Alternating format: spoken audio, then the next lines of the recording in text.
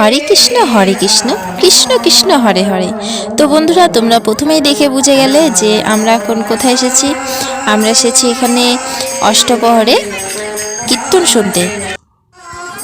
এটা হচ্ছে আমাদের গ্রামে, মানে আমার বাবার বাড়ির কাছে। তো এখানে অনেক দূরে দূরে থেকে লোক এসেছে, দেখতেই পাচ্ছ তোমরা, চারপাশটা অনেক ভিড় জমেছে। এদিকে পাপড়ের দোকান বসেছে সামনে, তো দোকানেও প্রচণ্ড ভিড়। আর এখানে সবাই কীর্তন করছে, অনেকে ঠাকুরকে পুজো দিচ্ছে। আমাদের গ্রামে প্রতি বছরই এরকম কীর্তন হয়ে থাকে। তো এর আগের বারও এসেছিলাম, আর আজকেও এসেছি প্রায় 1 বছর পর। তো ভীষণ ঠান্ডা পড়েছে বাইরে, তবুও মন মানছে না। ভাবলাম যে না, একটু দেখেই আসি, ঘুরেই আসা যাক। তো আমরা এখানে চলে এসেছি আর কীর্তন শুনছি।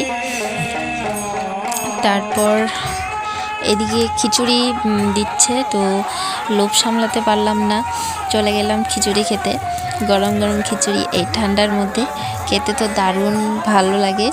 আর তোমাদের খিচুড়ি খেতে কেমন লাগে আমাকে অবশ্যই কমেন্ট করে জানাবে। তো আমার 1 প্লেটে মন ভরল না, 1 প্লেট শেষ করে আমি আরেক প্লেট নিতে গেলাম। আর তোমাদের দাদাভাই 1 প্লেটেই হয়ে গেছে।